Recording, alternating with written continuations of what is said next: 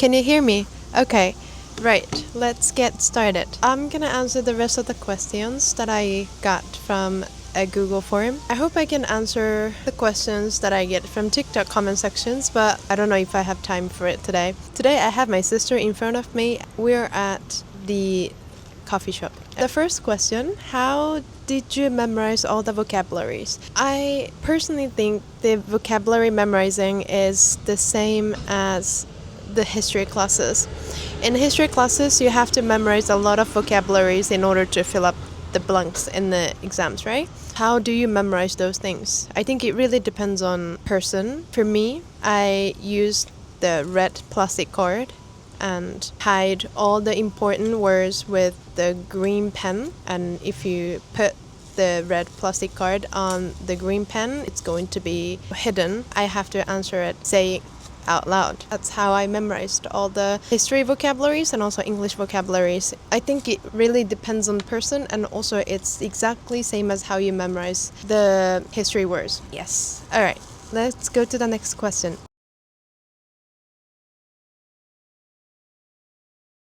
For British accent, I have my favorite YouTube account that is ASMR. The name is Sophie Michelle. She is a British person. She speaks British accent English. How I used was I basically open her YouTube channel and pick one of my favorite videos from whatever she posted, and I start listening before I go to sleep. And I sometimes keep earphone on my ear while I'm sleeping so that I can unconsciously keep listening to English. I think that helps, When I was in junior high school, I studied like 8 to 10 hours every single day in order to enter the best high schools in my city. During that time, I also tried the same method where I was listening to some English content or listening some history content that I have to memorize for the exam while I'm sleeping, so that I think my brain can help me memorize the things during when I am sleeping. I think that's a really good way of studying something. Do something while you're sleeping. I don't know if that's scientifically correct, but I think the most important thing is the mindset. Whether it works or not, trying as much as you can is never a bad thing. It really doesn't matter whether it works or not, but the most important thing is your mindset, that you're trying your best. Doing something while you're sleeping, it's like the maximum thing that you can do, what else do you want me to do, right? That was my mindset during that time. I think it's gonna help you a lot. Speak British accent. What you learned during your sleep will unconsciously pop up while you're speaking. That's what I really recommend you to input how to speak British accent. I'm going to Hong Kong. It's going to be my third time. What do you recommend? What I recommend in Hong Kong is there's one restaurant where you can eat Beijing duck in front of the very nice view. I think I'm gonna put a picture here and also the name of the restaurant. I took my mom and sister to Hong Kong this January. We went to several egg tart shops and eat and compare which one is the best. I think that was very fun to do. If you like sweet, I think I definitely recommend you to do that. Have you ever experienced switching from Japanese-based brain to English-based brain? Yes, I think so. At least it was not the time when I was living in Hong Kong. Even though I studied in university, made a lot of friends and took exams, lectures, and I even did part-time job in Hong Kong, but still I was always translating from Japanese to English. The time I switched to thinking everything in English is the time that I could do the translation instantly, and the time was where I started dating local people. That's such a cliche to say, but it's really helpful for you if you wish to improve in that way. How do you speak English like a native? I don't speak English like a native. I still have a lot of accents. I'm from Japan, but I lived in Hong Kong, and I went to Finland, and I lived in London. And also I was studying Spanish. I have a lot of accent mixed up. When I pronounce such as Barcelona, I have a little bit of Spanish accent because it's quite confusing for me to memorize two different ways to pronounce the same word. I don't speak like native. I honestly don't think it's an important thing to speak like a native. We're born and raised in Japan. We have our own culture and beautiful language. We're allowed to express our culture when we speak English as well. For example, when a lot of people say, I don't know how to reply when people said this in English because that's what we never say in our language. We basically don't know how to respond to what they're saying. Okay, then express that to other people. It's never wrong to feel that way. In English, you're allowed to express everything because English never belongs to one ethnicity or one country. English is everyone's language. That's yours as well. If you think like, oh, I don't know how to respond to this person, just tell them that, oh, what do you mean by that? Because in my language, we don't say it like that. So please explain it for me. I want to understand you more. You won't be judged by saying that, and also they won't be unhappy. Just, express what you're feeling right now. You don't have to be like native. You don't have to be like local to speak English. It's even more interesting when you can express your culture in English. I was living in Hong Kong, right? Hong Kong people can speak a very good English, but they have a lot of strong accents, and also they have their own expressions, which maybe European or American people never say, neither us. That's what I really like about Hong Kong people and Hong Kong English. Chinese people also have their own expression when they speak English. Korean also do, American do, British do, Indian do, Arabic do, Russian do, and it's interesting, isn't it? A lot of people speak the same language in a different way, and we can easily show our identity through speaking that language. You don't have to hide your unnativeness, alright? I'm always more than happy to show my Japanese side of myself when I speak English. I never feel ashamed of doing that. Alright, next question. I think Disney Channel. I loved Disney Channel when I was little. I always wanted to speak like them. If you're speaking English, you'll be able to talk with people from different countries, literally people from all over the world.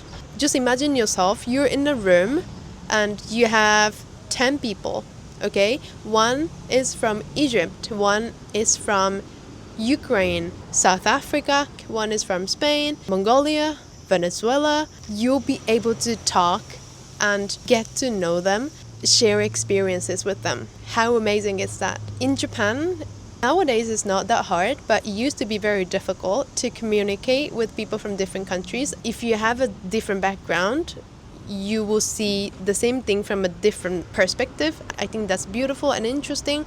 Since when I was a child, I was always interested in knowing why this person thinks in this way, what kind of life this person had, what kind of difficulties this person had. Are they feeling the same way if this happens? If this happened, I feel this way. Would they feel the same ways as I do? We had different lives until today, but do we have something in common? Can we be friends? If I could speak English, that question will be solved. That's why I've always wanted to speak English. I never wish to be speaking like native people, but I want to speak English to communicate with people from different countries. That's how I started learning English. Next question. I love your voice and accents. If there was someone you used as a role model for pronunciation, please let me know. Sophie Michelle. Sophie Michelle, and who else?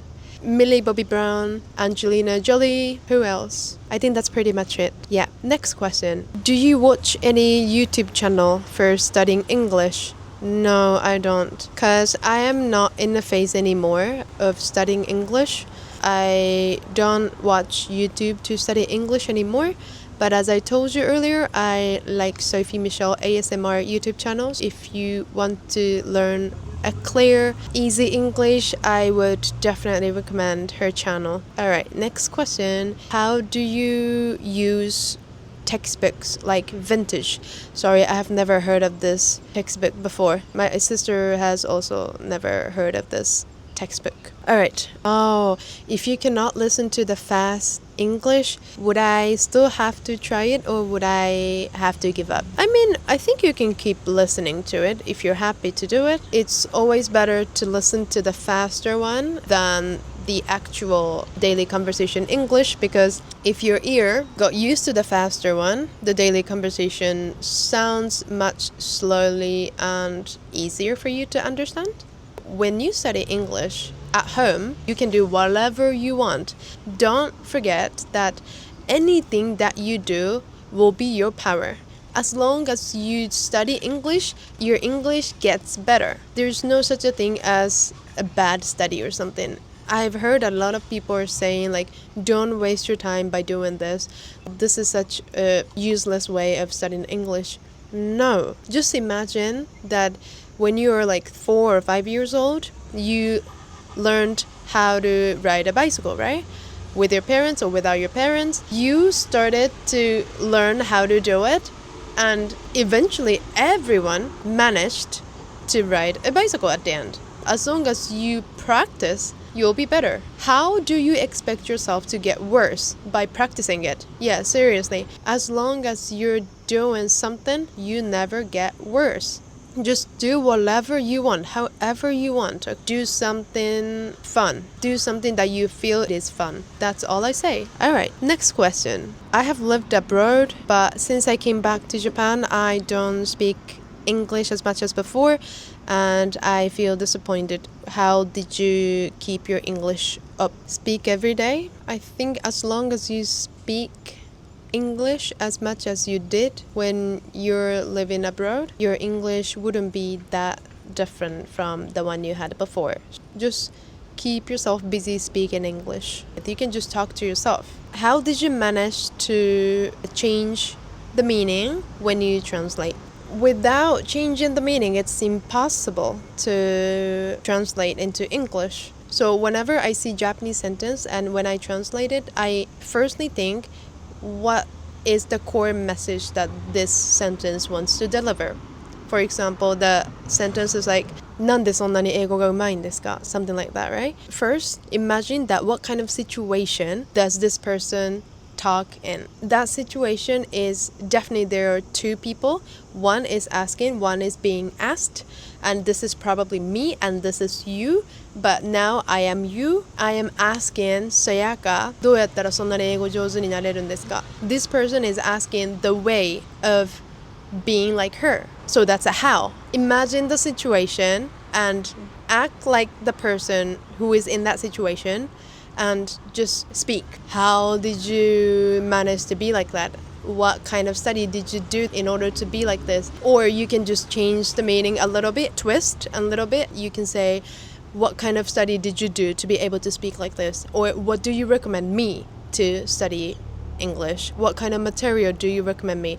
It really depends on what the core image you can think of. It's never one answer when you translate from Japanese to English. It really depends on who translates that. For me, I can think of like 3 or 4 sentences at the same time, and I pick the most funniest and also easiest one when I translate for my video. Next, which language is the easiest for you to speak? Japanese, definitely Japanese, because I was born and raised in Japan. I speak Japanese with my friends and my family. Oh, where do you recommend to go for travel within English-speaking country? I would say London, UK, and I also like Dublin, Ireland. Dublin is like between city and nature. If you go to like coast, seaside, it's beautiful. Next question. Is there any difficult Japanese expressions to translate to English? Yeah, there are a lot. For example, meroi. Okay, meroi, I can think of one thing,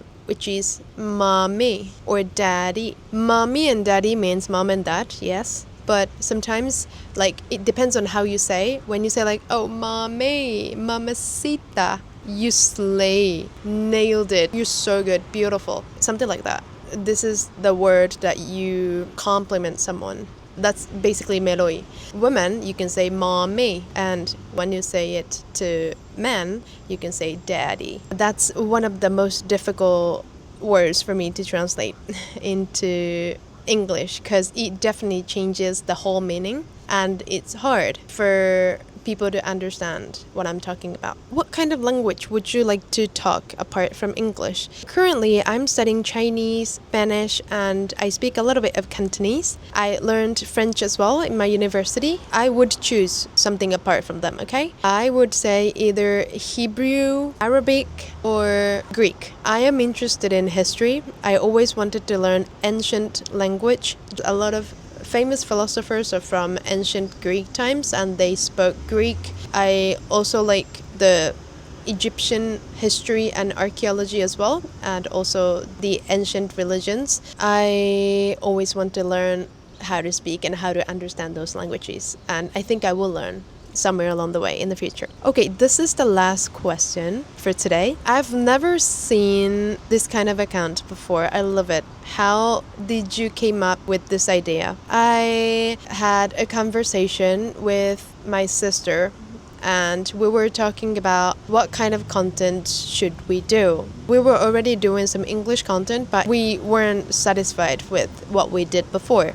And she said that, Sayaka, there's some buzzing threads on threads. That threads was about what mothers usually say in the house. She was like, why don't you just translate them into English? Because that's something everyone has heard of it once in their lives. It's very common sentences, but no one translated before. That's something we want to know. The daily conversation that we really use in our daily lives as a Japanese. That's the point. We can learn daily conversations that are used by foreign people, which probably never happen in Japanese household. What we have to focus on is what we say in Japanese household in English. That's what she said.